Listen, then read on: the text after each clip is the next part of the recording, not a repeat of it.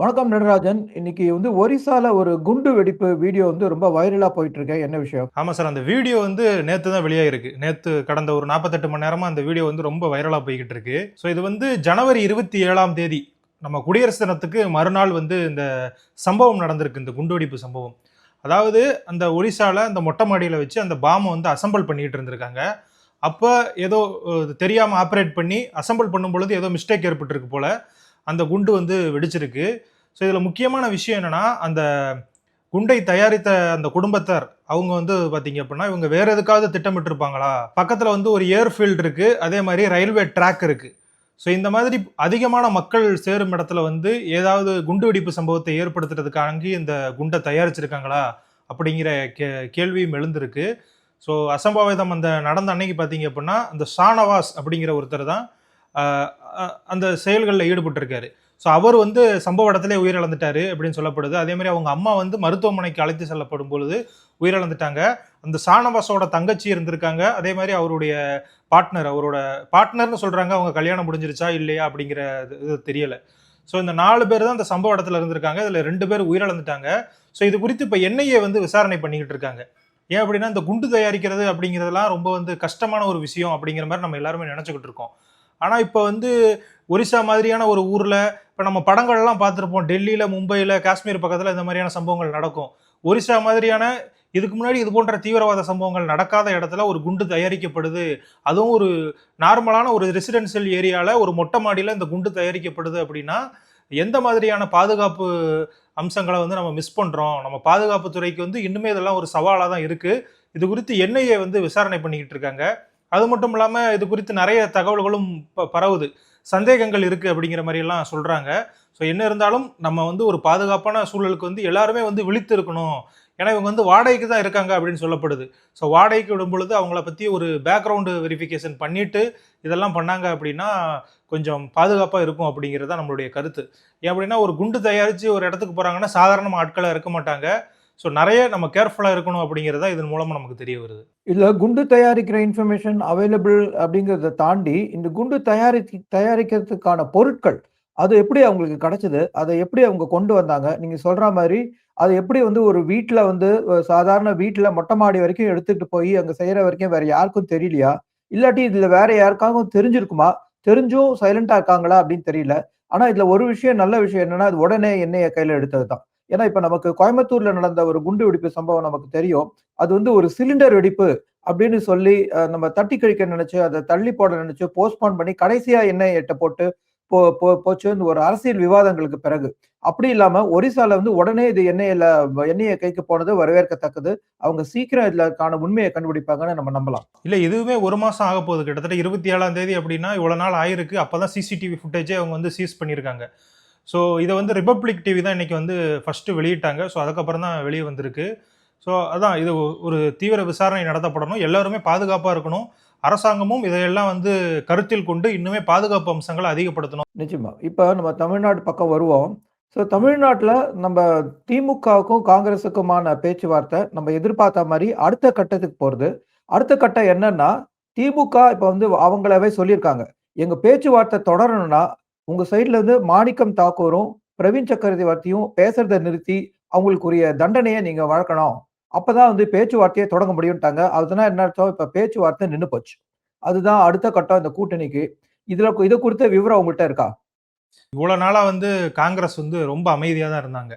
எப்ப இது ஆரம்பிச்சது அப்படின்னா, திருச்சி வேலுசாமி அவர்கள் தான் முதல்ல ஆரம்பிச்சாரு. அது திருச்சி சிவா காமராஜர பத்தி பேசும் பொழுது, அதற்கு பதில் எதிர்வினை ஆற்றிக்கிட்டு இருந்தாரு. அதுக்கப்புறமா இவர் பேச ஆரம்பிச்ச உடனே இவர்ட்ட நெறைய யூடியூப் சேனல்லாம் கூப்பிட்டு பேட்டி எடுக்க ஆரம்பிச்சுட்டாங்க. ஸோ ஏன்னா திமுகவுக்கு எதிரா ஒரு காங்கிரஸ்காரர் பேசுறாரு அப்படின்னா, அது பெரிய விஷயமா பார்க்கப்பட்டது. ஸோ அவர் அதிகமா பேட்டி எடுத்து அவர் எதிர் கருத்துக்கள் சொல்ல ஆரம்பிச்சுக்கிட்டே இருந்தாரு. அந்த நேரத்துல தான் இவர் வந்தாரு. யாரு? பிரவீன் சக்கரவர்த்தி. விஜய்க்கு ஆதரவா நெறைய கருத்துக்கள பேசினாரு. விஜய சந்திச்சு பேசிட்டு வந்தாரு இப்படிலாம் சொல்லப்பட்டது. அவர் தாவேகா கூட்டணிக்கு நம்ம போகணும். ஏன்னா அவருக்கு பல கசப்பான சம்பவங்கள் திமுக கூட நடந்திருக்கு. ஸோ அதுக்கு ஒரு ஜஸ்டிஸ் நம்ம பழி வாங்கணும் அப்படிங்கிற ஒரு நடவடிக்கையில தான் அவர் தாவேகா கூட அந்த ரிலேஷன்ஷிப்பை மெயின்டைன் பண்ணணும் அப்படின்னு சொல்லிட்டு நினைச்சாரு. ஸோ அவருக்கு அப்புறமா வந்தவர் தான் மாணிக்கம் தாகூர். ஏன்னா மாணிக்கம் தாகூருக்கு 2024 நாடாளுமன்ற தேர்தலில் பல அவமானங்கள் நடந்திருக்கு. அவர் வந்து எம்பியா நிற்கும் பொழுது, ஸோ அதெல்லாம் அவர் மனசுல வச்சிருப்பார்ல. ஸோ திமுக காரங்க ஒழுங்கா ஒத்துழைப்பு கொடுக்கல அப்படிங்கிறதெல்லாம் அவர் மனசுக்குள்ள இருந்திருக்கு. ஸோ அதனுடைய வெளிப்பாடா தான் அவர் வந்து இப்ப பேசிக்கிட்டு இருக்காரு. நேத்து அவர் பேசினது தான் இருக்கிறதுலே ரொம்ப, அதாவது உங்களுடைய பாவங்கள, உங்களோட பழிய வந்து நாங்க சுமந்தோம். பல வருடங்களா அவர் 2Gய பத்தி தான் சொல்றாரு அப்படின்னு சொல்லிட்டு நான் நினைக்கிறேன். ஸோ இந்த மாதிரி அவர் பேசினது, அதுக்கப்புறமா நான் அடுத்து எம்பி தேர்தலையோ, எம்எல்ஏ தேர்தலையோ நிக்க மாட்டேன் அப்படிங்கிற மாதிரி பேசினது. அதுக்கு நிறைய பேர் என்ன சொல்றாங்க, நீங்க இப்பவே வந்து உங்க பதவியை ராஜினாமா பண்ணிட்டு திரும்ப நில்லுங்க, நிக்காம போங்க, அது உங்க விருப்பம். ஆனா இதுக்கு காரணம் நாங்க தானே அப்படின்னு சொல்லிட்டு திமுக காரங்களாம் பேசிக்கிட்டு இருக்காங்க. மாணிக்கம் தாக்கூர் ஒரு எல்லையை மீறி பேசிட்டாரா அப்படிங்கிறதா அந்த கட்சிக்காரங்களுடைய, திமுக காரங்களுடைய நோக்கமா இருக்கு.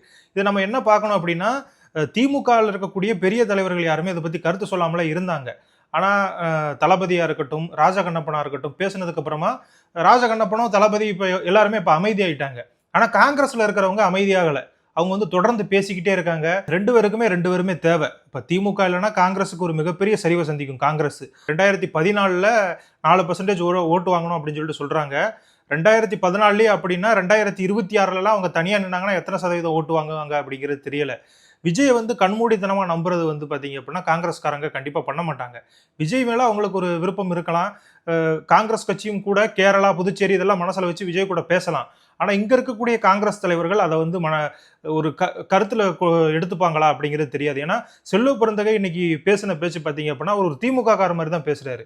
அதாவது அகில இந்திய தலைமை தான் எங்களுக்கு தாய் தந்தை, அவங்க சொன்னதுக்கு அப்புறமும் மாணிக்கம் தாகூர் இப்படி பேசுறாரு அப்படின்னா அது என்ன விஷயம், இதை வந்து கண்டிப்பா நடவடிக்கை எடுக்கணும் அப்படிங்கிற ஒரு நோக்கத்தோட தான் அவர் வந்து போயிருக்காரு. செல்வ பிறந்தைக்கு ஒரு நீதி கிடைக்கும், மற்றவங்களுக்கு நீதி கிடைக்கிறதோ இல்லையோ, செல்வ பிறந்தைக்கு இன்னைக்கு அப்படி ஒரு கோவப்பட்டு போனதுனால அவருக்கு கண்டிப்பா ஒரு நீதி கிடைக்கும் அப்படின்னு சொல்லிட்டு தான் நான் நினைக்கிறேன். ஆனா இதுல 2 விதமான பார்வை, இன்னொரு பார்வை இருக்கு. என்னன்னா, திமுகல இருந்து முதலமைச்சர் திரு ஸ்டாலினே கமெண்ட் பண்ணாரு, இது வந்து நம்மளுடைய கூட்டணிக்கான முறிக்கிறதுக்கான சதி அப்படின்ட்டு. அவ்வளவு சொன்னப்புறம் கூட காங்கிரஸ் தலைமைன்னா நான் சொல்றது காங்கிரஸோட தேசிய தலைமை, அதாவது ராகுல் காந்தியோ இல்லாட்டி சோனியா காந்தியோ இல்லாட்டி மல்லிகார்ஜுன கார்கேயோ, அவங்க 3 பேர்கிட்ட இருந்து எந்த விதமான ஸ்டேட்மெண்ட்டும் வரல. சோ ஸ்டாலின் சொல்லியே அவங்கள்ட்ட இருந்து பதில் வராத போது ராகுலோட குரலாவும் இல்லாட்டி மல்லிகார்ஜுனோட குரலாவும் ஏன் வந்து மாணிக்கம் தாக்கூர் இல்லாட்டி பிரவீன் சக்கரவர்த்தியை வந்து பேசக்கூடாது அப்படிங்கிற ஒரு விஷயமும் இருக்கு. காங்கிரஸ் இன்னைக்கு தெரிஞ்சிடும் நினைக்கிறேன். ஏன்னா இன்னைக்கு நைட் அவர் மேல நடவடிக்கை எடுப்பாங்க. இல்லைன்னா அட்லீஸ்ட் ஒரு 2 நாளைக்குள்ள எடுத்தாகணும். அப்படி இல்லைன்னு வச்சுக்கோங்களேன், அந்த திமுக வைக்கிற கோரிக்கை அது வந்து இல்லாம போயிடும். திமுக என்ன சொல்றாங்க, நீங்க அவர் மேல நடவடிக்கை எடுங்க, அப்பதான் நாங்க பேச்சுவார்த்தையில ஈடுபடுவோம் அப்படின்னு சொல்லி சொல்றாங்க. அல்டிமேட்டம் கொடுத்துட்டாங்க. இனிமே நடவடிக்கை எடுக்காட்டி அது அடுத்த லெவலுக்கு போகும். நடவடிக்கை எடுப்பாங்களான்னு எனக்கு ஒரு டவுட் இருக்கு. ஏன்னா இதுல வந்து ராகுல் காந்தி நம்ம கொஞ்சம் வித்தியாசமான காங்கிரஸ் தலைவரா தான் நான் பாக்குறேன். அவர் வந்து நினைச்ச நேரத்துல நினைச்ச முடிவு எடுக்கிறதுக்கு தயங்க மாட்டார். ஏன்னா பீகார் எலெக்ஷன்ல பார்த்தோம்னா, பீகார் எலெக்ஷன்ல ஆட்சியில பங்கு வேணுங்கிற அளவுக்கு அவர் ஏற்கனவே போனவர் தான், இன்னும் நிறைய வேணும்னு கேட்டவர் தான். சோ இந்த நேரத்துல கூட, அதாவது தாவேகா அப்படின்னு ஒரு கட்சி இவ்வளவு கொடுக்கிற போது கூட அந்த பக்கம் போகாம திமுகவுக்கு வரணும்னா அவங்களுக்கு எக்ஸ்ட்ராவா ஏதாவது வேணும்.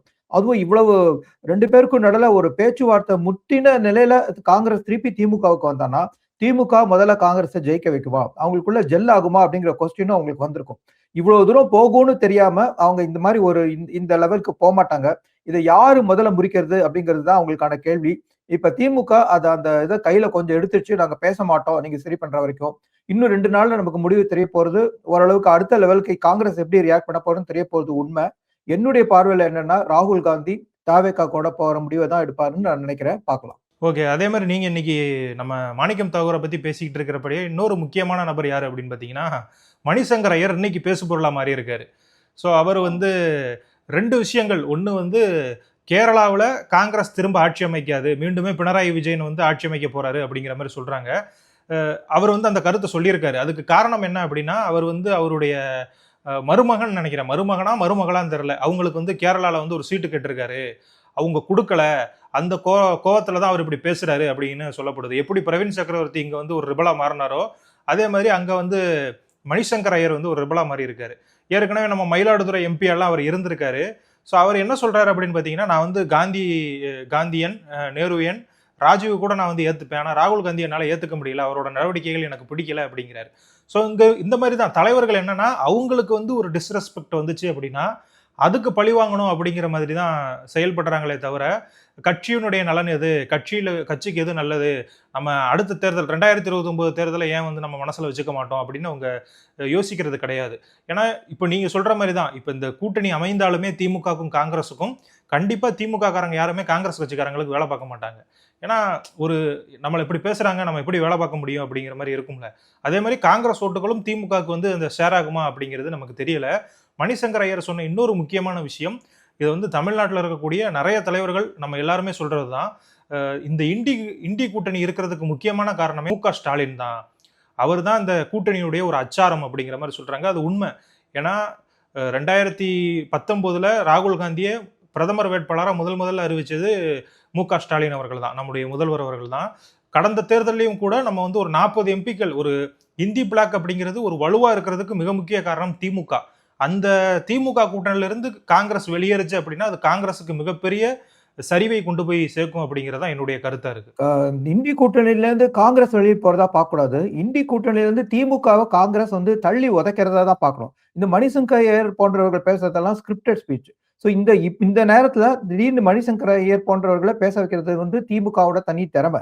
திமுக சொல்லித்தான் அப்படி வந்து மணிசங்கர் ஐயர் இது வந்து நம்ம எப்படி பார்க்கலாம்னா, ஒரு நகைச்சுவையா சொல்றேன். இப்ப கரகாட்டக்காரன்ல வரும். இவங்க என்ன செட்டப் பண்ணுவாங்க. அந்த செந்திலும் கோவை சரளாவும் சேர்ந்து இவர் என்ன தில்லானா நம்ம சிவாஜி கணேசன் மாதிரி வந்து ஊதுறாரு, இவங்க என்ன அவங்க மாதிரி ஆடுறாங்கன்ட்டு. ஸோ இதெல்லாம் ஸ்கிரிப்டட். ஸோ இந்த மாதிரி மணிசங்கர் பேச சொல்றது. அதே மாதிரி இன்னொரு தலைவர் கோபண்ணா, காங்கிரஸ் தலைவர், தமிழக தலைவர் கோபண்ணா, அவரும் வந்து ரொம்பவும் எதிரா மாணிக்கம் தாக்கூருக்கும் பிரவீன் சக்கரவர்த்திக்கும் ரொம்ப எதிரா சொல்லி, ஆனா அவர் மாணிக்கம் தாக்கூரை வந்து சேவ் பண்றாரு. அவர் சொன்னதுல தப்பு இல்ல. ஆனா பிரவீன் சக்கரவர்த்திக்கு வந்து தனிப்பட்ட அஜெண்டா இருக்கிறதுனால அவர் தான் இது எல்லாத்தையும் ஜாஸ்தி பண்றாரு அப்படின்னு பண்றாரு. ஸோ இது வந்து என்ன காமிக்குது? காங்கிரஸோட தலைமை வந்து ஸ்திரமா இல்ல அப்படிங்கறத காமிக்கிறது. ஒரு தலைமை ஸ்திரமா இருந்தானா இப்படி ஆளுக்கு ஆளு இவங்க ஒரு கருத்து, அவங்க ஒரு கருத்து, அதுவும் கம்ப்ளீட்லி மாறுபட்ட கருத்தை வந்து ஒரு கட்சியில பேச மாட்டாங்க. ஸோ கட்சியோட தலைமை இதெல்லாம் நோட்டீஸ் பண்ணி ஒண்ணு கட்சிக்கு ஸ்ட்ராங்கா தலைமை வரணும். வெதர் மல்லிகார்ஜுன காட்கேயோ இல்லாட்டி ராகுல் காந்தியோ சோனியா காந்தியோ அவங்க இதை ஒரு கண்ட்ரோல் எடுக்காம இதுக்கு ஒரு முடிவு வராது. என்ன முடிவு வருதுன்னு 2 நாள்ல பார்ப்போம். நீங்க என்னன்னா இப்படி சொல்றீங்க, அதாவது திமுக தான் இப்படி பேச வைக்குது அப்படின்னு. ஆனா அண்ணாமலை என்ன சொல்றாரு? அண்ணாமலை இன்னைக்கு ஒரு பேட்டி கொடுத்திருந்தாரு. அதுல அவர் என்ன சொல்றாரு அப்படின்னா, சிபிஎம் அதாவது எல்டிஎஃப்னு சொல்றாங்களா, இல்ல எல்டிஎஃப்க்கும் காங்கிரஸுக்கும் ஒரு அண்டர் கிரவுண்ட் டீலிங் இருக்கு. கேரளாவில் பாஜக மிகப்பெரிய வளர்ச்சியை சந்திச்சுக்கிட்டு இருக்கு. அதனால பாஜக வளரக்கூடாது அப்படிங்கிறதுக்காண்டி லெஃப்ட் பார்ட்டிஸை வந்து காங்கிரஸ் சப்போர்ட் பண்ணுது. அதனாலதான் அவர் வந்து இப்படி பேசியிருக்காரு. அண்டர் கிரவுண்ட் டீலிங் இருக்கு அப்படிங்கிற மாதிரி சொல்றாரு. ஸோ இன்னொரு வகையில் எப்படியும் நம்ம பார்க்கலாம். ஏன்னா அண்ணாமலை அவர்கள் வந்து சொல்றதும் ஓரளவுக்கு நியாயமான கருத்தா தான் எனக்கு தோணுது. கரெக்ட். ஏன்னா இந்த அரசியல்ல அவங்களே டிசைட் பண்ணிப்பாங்க. பிளேயர்ஸ் யாருன்னு டிசைட் பண்ற ஸ்டேஜ் அது. அதாவது பிளேயர் வந்த அப்புறம் அவங்க ஒருத்தரோட ஒருத்தர் ஃபைட் பண்ணிப்பாங்க. பட் யார் 2 பேர் வந்து இங்க கிரிட்டிக்கலா விளையாடணும் அப்படிங்கிறதையும் அவங்க டிசைட் பண்ணுவாங்க. அந்த வகையில அண்ணாமலை சொன்னதுல வந்து நிச்சயமா உண்மை இருக்கும். அண்ணாமலைக்கு வந்து தெரியாத விஷயங்கள் அரசியல்ல கிடையாது. நான் அடுத்த விஷயமா சொல்ல விரும்புறது, இன்னைக்கு வந்து நம்ம சைதாப்பேட்டை கோர்ட்ல அண்ணாமலை டிஆர் பாலு மேல போட்ட கேஸ் இன்னைக்கு நேரம் வந்திருக்கு. ஸோ அண்ணாமலையும் டிஆர் பாலுவும் நேரடியா கோர்ட்ல சந்திச்சுக்கிட்டு அவங்க வந்து அந்த கேஸை பத்தி விவாதிச்சிருக்காங்க. இதுல என்ன டிஆர் பாலு குறுக்கு விசாரணை பண்ணிருக்காங்க. ஆமா, குறுக்கு விசாரணை. அண்ணாமலை வந்து நேரடியா டிஆர் பாலுவை குறுக்கு விசாரணை செய்திருக்காரு. குறுக்கு விசாரணையில நீங்க எப்படி 10 கப்பல் வாங்க போனீங்க அப்படின்னு சொன்னதுக்கு டிஆர் பாலு என்ன பதில் சொல்றாரு? நான் 10 கப்பல் வாங்கல. 10 கப்பல் வாங்கினதா அழகிரி வந்து என் மேல புகார் கொடுத்தது தப்பு. நான் வாங்கினது 2 கப்பல் தான் அப்படின்னு ஒரு உண்மையே வெளில வந்துருச்சு. 2 கப்பல் வாங்கினேன் அப்படிங்கிறதுக்கு. அதுக்கே முதல்ல நம்ம விசாரணை பண்ணணும். உடனே அண்ணாமலை வந்து விடாம நீங்க 2 கப்பல் வாங்கின இடத்துல அவர் 10 கப்பல் 9 கப்பல்னு சொல்லியிருக்காருன்னா அப்ப அவர் மேலே ஏன் நீங்க அவதூறு கேஸ் போடல அப்படின்னு கேட்டிருக்காரு. அதுக்கு டிஆர் பாலு வந்து அதுக்கு நேரடியா பதில் சொல்லாம, உங்களுக்கு எப்படி வந்து சென்னையில வந்து வாழறதுக்கான வசதி வந்தது? உங்களுக்கு யார் பணம் கொடுத்தாங்க? உங்க ஒய்ஃப் என்ன படிச்சிருக்காங்க? உங்க ஒய்ஃப் என்ன வேலை செஞ்சாங்க? அவங்க எப்படி இவ்வளவு சொத்து சேர்த்தாங்க? அவங்க பேர்ல வந்து நீங்க வந்து ப்ராப்பர்ட்டி எல்லாம் வாங்கறதுக்கு அப்படின்னு ஒண்ணு எதிரும் புதிருமா வந்து நல்ல குறுக்கு விசாரணை நல்லா டீப்பாவே இப்ப வந்து தொடங்கிருச்சு. ஏன்னா இதுல வந்து நம்ம இவங்கெல்லாம் நேரடியா வருவாங்களா? இவங்கெல்லாம் நேரடியா ஒருத்தர் சந்திப்பாங்களா நீதிமன்றத்துல? இந்த மாதிரி அவதூறு கேஸ் எல்லாம் வந்து தள்ளுபடியாதான் போய் கடைசியில முடியும் அப்படின்னு நினைச்ச இடத்துல இந்த அவதூறு கேஸ் வந்து நேரடியா ஒரு குறுக்கு விசாரணை வந்தது ஒரு நல்ல முன்னேற்றமா நான் பாக்குறேன். ஆனா இதுல வந்து இந்த பேச்சுவார்த்தையோட நிக்காம இதுக்கு வந்து ஒரு தீர்வு வரணும். அதுதான் வந்து நியாயமா இருக்கும். சோ அடுத்த விஷயம் நம்ம வந்து பார்க்க போனோம்னா, பாஜக தலைவர் நயினா நாகேந்திரன் வந்து ஒரு நடிகை பெயரை குறிப்பிட்டு தவக தலைவர் விஜய வந்து விமர்சனம் செஞ்சது. அதுக்கு வந்து இன்னைக்கு அவர் மன்னிப்பு கேட்டிருக்காரு. அதுவும் இல்லாம பாஜகவோட மகளிர் அணி தேசிய தலைவர் திரு வானதி ஸ்ரீனிவாசனும் அதுக்கான ஒரு மன்னிப்பு கேட்டாரு. ஆனா, இது த்ரிஷா வந்து இதுல சும்மா இருக்கணுங்கிற அவசியம் இல்ல. ஏன்னா, அவங்க சம்பந்தமே இல்லாம அவங்க பேர இழுத்ததுக்கு அவங்க சும்மா இருக்கணுங்கிற அவசியம் இல்ல. அவங்க வந்து ஒரு கேஸ் ஃபைல் பண்ணியிருக்காங்க. இந்த மாரி அவங்களுடைய வழக்கறிஞர் வந்து கேஸ் ஃபைல் பண்ணல. அவங்க ஒரு ஸ்டேட்மெண்ட் மாரி வெளியிட்டிருக்காங்க. ஸோ ஒரு மாநில அரசியல்ல முக்கியமான இடத்துல இருக்கிறவர் இப்படி அருவருக்கத்தக்க வகையில பேசுறது ஏற்றுக்கொள்ளப்பட மாட்டாது. என்னுடைய தனிப்பட்ட வாழ்க்கை குறித்து நீங்க பொது வெளியில விவாதிப்பது சரியல்ல அப்படிங்கிற மாரி சொல்லியிருக்காங்க. ஸோ இது ஆனா அவங்களுடைய தரப்புல இருந்து அவங்க சொல்றாங்க. ஏன்னா இது வந்து இப்ப நடக்கிறது கிடையாது. ரொம்ப நாட்களா இத பத்தி பேசிக்கிட்டு இருக்காங்க. திரிஷாவ கூட பத்தியும், இன்னொரு நடிகையும் பத்தி விஜய் கூட இணைத்து பல விஷயங்கள பேசிக்கிட்டு இருக்காங்க. ஸோ இத ஆரம்பிச்சு வச்சதே பார்த்தீங்க அப்படின்னா, இன்னைக்கு இந்த விஷயத்துக்கு ஆதரவா பேசக்கூடியவங்க. அதாவது நயினார் இப்படி பேசுனது மிகப்பெரிய தவறு அப்படின்னு சொல்லிட்டு ஒரு சிலர்லாம் பேசிக்கிட்டு இருக்காங்க. ஆனா இத ஆரம்பிச்சு வச்சதே அவங்க தான். அது குறித்து நம்ம சோசியல் மீடியாக்கள்ல நெறைய பார்க்கலாம். ஸோ எல்லார் மேலயுமே இந்த மாரி நடவடிக்கை எடுக்கணும். எப்போ வந்து ஒரு சின்ன விஷயம் ஸ்டார்ட் ஆகுதோ, அப்பவே இந்த மாரி இவங்க ஸ்டேட்மெண்ட் விட்டிருந்தாங்க அப்படின்னா, இது வந்து பெருசா இருந்திருக்காது அப்படின்னு சொல்லி நினைக்கிறேன். ஸோ நயினார் நாகேந்திரன் மாரி ஒரு மிகப்பெரிய கட்சியினுடைய மாநில தலைவரா இருக்கக்கூடியவர் பேச ஆரம்பிச்சதுக்கு அப்புறம் இவங்க இந்த ஸ்டேட்மெண்ட் விடுறாங்க. ஆரம்பத்திலே இது போன்ற வதந்திகள் வரும்பொழுது, இந்த மாரியான பொய் செய்திகள் வரும்பொழுது, அது பொய் செய்தியா இருக்கும் மட்டும் இல்ல, அவங்க வந்து அந்த ஸ்டேட்மெண்ட்ட வெளியிட்டிருந்தாங்க அப்படின்னா, அப்பவே இது வந்து அடங்கியிருக்கும் அப்படிங்கிறது தான் என்னுடைய கருத்தா இருக்கு. திரிஷா அவர்கள் மேல தப்பு கிடையாது. ஆனா இவங்க அத முதல்லயே செஞ்சிருந்தா நல்லது அப்படிங்கிறது தான் என்னுடைய அபிப்பிராயம். உண்மதான். நீங்க எத சொல்றீங்கங்கிறது எல்லாருக்கும் தெரியும். ஏன்னா வந்து அ திரு விஜய் வந்து கீர்த்தி சுரேஷ் கல்யாணத்துக்கு போனபோது, அவங்க திரிஷாவோட விமானத்தில பயணிச்சாங்க. அதுல எந்த விதமான தவறு இருக்கிறதா தெரியல. ஆனா அத வந்து திமுகவினர் தான் பொதுவா அந்த நேரத்துல வந்து ரொம்ப மிகைப்படுத்தி அது ஒரு விஷயமாக்கினது. அந்த விஷயத்தோட தொடர்ச்சியா தான் பல விஷயங்கள் இப்ப நடந்துட்டு இருக்கு. இது வந்து ஒரு நீங்க சொல்ற மாரி ஒரு தரக்குறைவான அரசியல் தான். அரசியல்ல எத்தனையோ பிரச்சனை இருக்கிறபோது, இத வந்து திரு நயினா நாகேந்திரன் இத குறிப்பிட்டிருக்க கூடாது. ஆனா அதே சமயத்துல நம்ம அண்ணாமலை சொன்ன மாரி, நம்மளுடைய ஃபோக்கஸ் வந்து அரசியல்லயும் யார வீழ்த்தணும் அப்படிங்கிறதுல இருக்கணுங்கிறது தான் முக்கியம். அதனால இத வந்து கடந்து போயிடலாம்.